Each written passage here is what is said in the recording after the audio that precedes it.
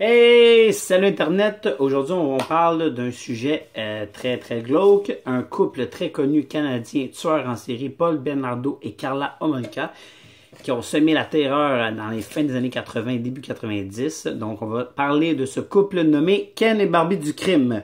Pour commencer, on va faire ça bien fait. Je vais parler de chaque individu tout seul pour qu'on les connaisse un peu mieux. Si tu connais déjà l'histoire de ce couple-là, ben, tu vas t'emmerder. Donc, je te conseille fortement de quitter la vidéo. Et si jamais ce sujet-là t'intéresse, ben, restez avec moi. On va commencer avec Paul Bernardo, qui lui est né le 27 août 1964 à Scarborough, à Toronto. Paul est né dans une ambiance atroce. Son père battait sa mère devant lui pendant je crois même qu'il s'est fait battre lui-même. Il a eu une enfance extrêmement difficile. Il a vécu avec l'idée que les femmes étaient de la merde, de la pure merde. Il détestait les femmes, dont sa mère. Il avait une haine incroyable envers sa mère. Donc, Paul a vraiment vécu dans une ambiance extrêmement difficile. À 23 ans, il est devenu comptable, a eu un auto de luxe, avait une belle vie, avait une maison. Non, il n'avait pas encore de maison. Il était bien installé, par contre. Il y avait vraiment plusieurs choses pour lui. Il était beau, il était charismatique, il s'exprimait bien. Mais Paul avait un côté sombre. Il violait des jeunes filles dans les rues, en fait, de Scarborough. Il a semé la terreur, il a violé énormément de femmes. Les policiers, les enquêteurs de cette époque-là recherchaient le violeur de Scarborough. C'était vraiment la grosse affaire. Ça parlait dans les journaux, il y avait des victimes qui parlaient, mais ils n'avaient jamais vu le visage de l'agresseur. Tout ce temps-là, c'était Paul Bernardo, mais personne ne le soupçonnait parce qu'il n'y avait rien à soupçonner. Il était beau, intelligent, il s'exprimait bien, aucun souci. Et en octobre 87, et oui, j'ai des notes, là, au cas où, bon. En octobre 87, il rencontra Karla Homolka dans un restaurant avec elle est avec une de ses amies et lui avec un ami. Ça a été le coup de foudre tout de suite. Ils ont commencé à coucher ensemble à l'hôtel et selon les dires, c'était assez torride et assez weird. Ça a été un coup de foudre, là, dans ce cas-ci, une alliance meurtrière. Et Paul venait, là, comme je vous dis, là, de maintenant. Oui, il y a eu un enfant difficile, mais rendu là. Karla Homolka avait peut-être 18 ou 19 ans. Lui, il avait 23, 24 ans, puis il avait vraiment l'auto de luxe, la bonne job. Karla, elle, on va y aller avec Karla Homolka, a eu une enfance exceptionnelle. Elle avait une bonne famille. Elle avait une petite sœur, Tammy Homolka, qu'on va parler tantôt. Écoute, elle avait un QI plus élevé que la moyenne.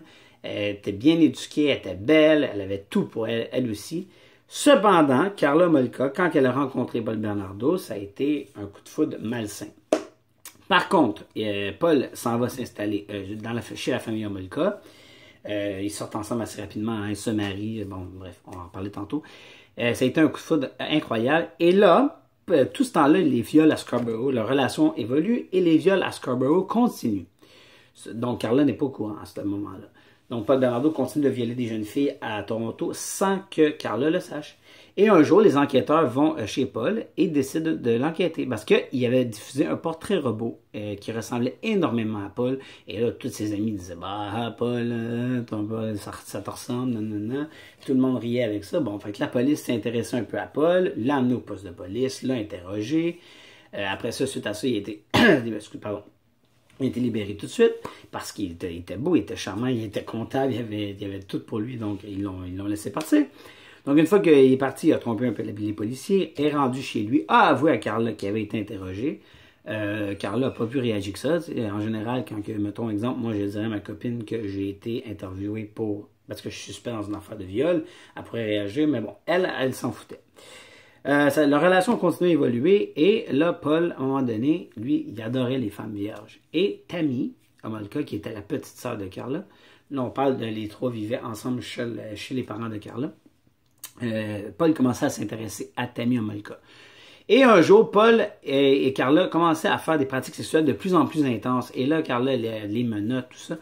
Et un jour, Paul prononça la fameuse phrase pendant leur relation sexuelle, « Et si j'étais un violeur? » Et là, Karla lui a dit, ça serait génial. Donc là, Paul a su que Karla se foutait s'il lui avouerait que ce serait un violeur. Donc, c'est ce qu'il a fait. Il a avoué à Karla qu'il était le violeur de Scarborough.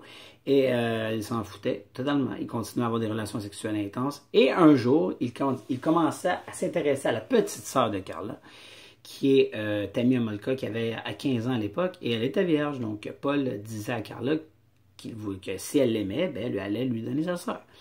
Donc, Karla travaillait dans une clinique vétérinaire à ce moment-là. Donc, Paul a eu l'idée de demander à Carla qu'elle aille chercher je vais vous dire le nom du produit là, en tout cas, c'est pas écrit, mais bref, un produit pour endormir les animaux. Dans le temps, une chose comme ça, bref. Et écoutez, là, il était comme, ah, non, non, il dit, ben oui, on pourrait endormir ta soeur, non, non, non, je pourrais la violer, puis après ça, elle se réveillerait, puis comme si de rien n'était. Et imaginez-vous donc que Carla Molka a accepté ce pari avec le diable. Donc, Carla Molka est allée chercher du produit pour endormir les animaux. Et pendant un soir de Noël, soit le 23 décembre 90, oui, le 23 décembre 90, le soir de Noël, la veille de Noël, chez les parents, dans la maison des parents à Carla Molka, dans le sous-sol, il y avait Paul Bernardo, Carla Molka et Tammy Molka. Bon, là, les deux, durant la soirée, Tammy avait 15 ans, elle commençait à boire. Hein, les deux ont commencé à mettre le produit que Carla avait été chercher à la clinique vétérinaire pour endormir les animaux. Dans ce cas-ci, c'était sa sœur, ce qui est vraiment... En tout cas, bref. Mais elle faisait tout pour Paul. Donc, ils ont mis des produits dans son verre, tout ça.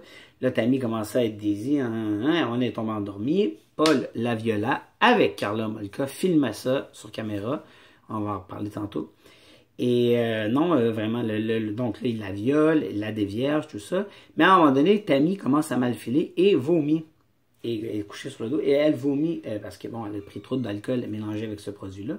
Elle vomit et s'étouffe dans ses sécrétions. Donc là, c'est Paul Bernardo qui capotait parce que son but n'était pas de la tuer, mais seulement de la violer. Donc, comme je parlais de ça comme si c'était rien n'était, mais bref. Fait que là, Carla et Paul se pris en panique, appelle le 911, eux autres débarquent, commencent à faire des tests commencent à essayer de réanimer Tammy, ça marche pas, amène Tammy à l'hôpital. 3 heures plus tard, ils constatent malheureusement le décès de la jeune fille. L'apprennent à Paul Bernardo et Carla Molka. Paul a bien joué son jeu, il a commencé à brailler, il avait l'air bouleversé par la mort de Tammy. Mais je crois que, moi, selon moi, il voulait pas qu'elle meure, mais bon, c'était un accident, parce que lui, c'était seulement un violeur à cette époque-là, il avait tué personne. Et, finalement, 3 semaines après, je crois, ils se sont mariés. Donc, Carla Molka, après la mort de sa sœur, était tellement égoïste, était tellement narcissique qu'elle voulait le plus beau mariage pareil. Et je vous rappelle qu'elle l'a donné, que sa petite sœur à son chum. Donc, ils ont eu un mariage là, incroyable, plein de monde. Là, vous pouvez voir les images sur Internet. C'était rempli de gens. C'était vraiment les Ken et Barbie. Et seulement 3 semaines après la mort de Tammy ou l'enterrement de Tammy. Donc, ça prouve que les deux n'avaient aucun remords. Fait qu'après ça, Paul commence à fantasmer à l'idée de violer, de séquestrer des femmes. Là maintenant, les parents de Carla lui demandent à Paul de déménager parce qu'ils veulent vivre leur deuil tranquille. Bon, donc là, Paul et Carla se prennent une maison, une grosse maison de rêve, un chien, la vie de rêve. Carla vivait vraiment la vie qu'elle avait toujours rêvé et Paul aussi d'une certaine façon. Mais les viols à Scarborough continuent. Paul continue de violer, nanani, il viole. Carla est au courant mais ne dit rien. Et un soir, Carla dormait et Paul est allé chercher une jeune fille qui était dans sa cour. Lui a demandé des cigarettes, tout ça, l'a ramené à la maison de force, avec un couteau et tout ça. L'a attaché dans le sous-sol, est allé voir Carla Molka et lui a dit qu'il avait ramené une fille chez lui. Et là, elle était comme, ok, je m'en fous. Et elle retombe endormie. Donc, Paul a violé la jeune fille du nom de Kristen French. Non, c'était l'estimée fille la première. Et il l'a violée pendant 3 jours. Et Carla a participé dans ce cas-ci au viol. Les caméras le prouvent. Ils filmaient ça. Ils l'ont violé. Ils l'ont tué. Ils l'ont décapité. Ils l'ont mis dans des blocs de béton. Ils s'en sont débarrassés comme un vieux mouchoir. Mais après, le couple continuait et poignait une deuxième jeune fille du nom de Kristen French, cette fois-là, qui, elle, en plein jour, Carla veut participer cette fois-là avec Paul, donc à l'enlèvement. La première fois, elle n'avait pas participé. Donc voilà, elle s'en va avec Paul, cherche une jeune fille, on font un peu en mode prédateur. Bon, en pleine cour d'école, dans une journée, Carla Molka a joué la blonde stupide, a sorti une carte routière et a sorti dehors pour demander à la jeune fille, Kristen French, qui était en plein jour, 3 heures l'après-midi en sortant du collège. Elle lui demande le chemin. La jeune fille ne se méfie pas, donc, parce que Carla était aucunement menaçante. Elle avait quasiment son âge, une jeune fille blonde, naïve. Bon, Paul était au volant, rien de bon. Et finalement, Paul est sorti, a fait le tour du véhicule, a pris par derrière la Kristen French et l'a amené dans l'auto. Carla l'a tenue. Bref, ils l'ont ramené à la maison. Encore là, pour lui faire vivre les pires sévices possibles. Les viols, les meurtres. Ils l'ont violé, tué. Et bon, ils ne peuvent pas la tuer plus qu'une fois, là, mais moi je le dis plus qu'une fois. Et après ça, Paul dit à Carla, Paul a tout décapité, met ça dans les blocs de béton et dit à Carla de s'en débarrasser dans un lac. Cependant, ce lac-là, l'eau a remonté et un jour, un gars tomba sur ces roches-là. Donc, il trouva les corps, appela la police. Il n'y avait aucun suspect à ce moment-là. Il se demandait, ça passait aux nouvelles. Tout le monde se demandait qu'est-ce qui se passait. 2 jeunes filles qui avaient été mortes dans la même région dans un court laps de temps. Finalement, Paul Bernardo, la relation de Paul Bernardo et Carla Molka ne s'améliore pas du tout. Ça va de pire en pire. Il commençait à se chicaner tout le temps. Paul Bernardo commençait à la frapper. Et un jour, Carla Molka est arrivée au poste de police avec 2 yeux au beurre noir. A commencé à se plaindre de violence conjugale. Donc là, la police avait déjà pris l'ADN de Paul à l'époque, mais elle l'avait mis de côté parce que justement, il avait l'air trop charmant. Attendez, oui, c'est ça. Et là, dans le fond, Carla Molka a commencé à parler aux policiers et dire que Paul l'avait frappé. Et écoutez, on peut voir sur Internet des black eyes incroyables. Paul l'avait battu à coups de lampe de poche d'une façon malade mentale. Il était fou, ce gars-là. Et là, Carla Molka a commencé à se plaindre de ça aux policiers. Il l'a quitté, d'ailleurs, quitté Paul. Et là, les policiers commencent à s'intéresser à Paul. Tu sais, il l'a battu, le docteur a dit que c'est le pire cas de violence conjugale qu'il avait vu de sa carrière, donc c'est pas rien. Après ça, ce qui arrive, il s'intéresse à Paul, il commence à faire des tests d'ADN, tout ça, et interroge Carla sur le fait qu'ils sont un violeur. Et là, Carla était comme, ben oui, et a commencé à parler avec son avocat de ce qui a été la pire erreur judiciaire de l'histoire, là. Elle voulait, dans le fond, l'avocat de Carla a appelé l'avocat de Paul, parce qu'ils sont allés l'arrêter pour violence conjugale et il est sorti le lendemain. Et ils lui ont dit, si j'aurais un témoin fiable pour les meurtres de Leslie Mahaffey et de Kristen French, est-ce que vous pourriez faire, il parlait hypothétiquement, là, faire une bonne demande avec ma cliente. Fait là, le procureur de la couronne a dit, bon, ok, nan. Donc, Carla a eu la reine d'un jour, le titre de reine d'un jour. Ça veut dire que tout ce qu'elle dit, même si ça l'implique dans les crimes, rien ne pourrait être retenu contre elle. Donc, il y avait tout. La seule façon de prendre Paul Bernardo, c'était de faire parler Carla. Donc, Carla a parlé et a tout dit. Elle a avoué que Paul avait violé et tué Kristen French, Leslie Mahaffey, et que sa sœur, ce n'était pas un accident. C'était un accident, mais que Paul voulait la violer. Donc, elle avait tout ça sur caméra vidéo, mais ne trouvait pas les cassettes. Paul avait bien fait la maison de Paul Bernardo et de Carla ont été fouillées de fond en comble. Paul avait caché les cassettes des viols et des meurtres en haut dans sa salle de bain. Et les policiers ne l'ont jamais trouvé en 4 mois de recherche intensive dans le logement, dont même Carla ne l'a jamais trouvé non plus. Parce que Carla voulait le trouver pour s'en débarrasser, car on n'oublie pas que Carla est aussi coupable que Paul dans cette histoire-là, mais ça, c'est un autre débat. Bref, elle rencontre tous les enquêteurs. Maintenant, avec le témoignage de Carla, les enquêteurs ont un bon dossier pour arrêter Paul. Donc, arrête Paul pour le meurtre et le viol. Et ça ils l'ont arrêté le 17 février 1993. Carla avait déjà quitté Paul à l'époque. Elle était partie se cacher parce que Paul était un psychopathe. Et il a été arrêté pour ça. Et maintenant, Carla a témoigné contre Paul en prison, au procès. Paul, lui, a dit qu'il avait seulement violé les filles, mais que Carla avait tué. Et Carla dit le contraire. Bref, selon, à l'époque, le deal qu'il y avait eu entre les deux avocats, c'était que Carla parle et elle avait une déduction de peine. Et Paul avait pas mal la majorité. Bon, donc, Paul a pogné prison à perpétuité et Carla a pogné, je crois, 11 ou 15 ans. Là-dedans, elle en a fait 8, je crois, ou 11. Bref, elle a été libérée en 2006.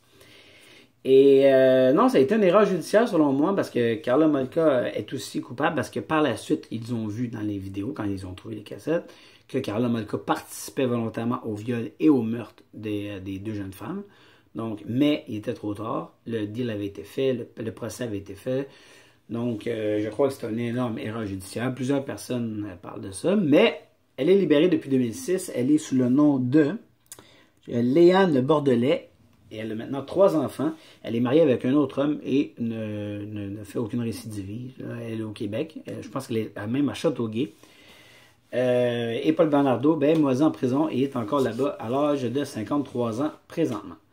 Donc, c'est un peu ça. On a parlé un peu de la globalité de la chose. Si jamais vous voulez voir un peu plus, parce que vous avez absolument rien compris ce que je dis, vu que je parle mal, il y a ce film qui s'appelle Carla, qui a été fait en 2005, qui a été fait un an après la sortie de prison de Karla Homolka. Ce film-là est un peu l'histoire que je vous ai racontée, mais un peu romancée. Là. On voit une femme battue, victime d'un sadique sexuel, mais après, on a vu par la suite que dans les vidéos que Karla Homolka était beaucoup plus présente et beaucoup plus impliquée dans les meurtres, dans les viols, que ce qu'elle disait et ce que le procureur a dit comme deal de faire 11 ans de prison, puis c'est réglé.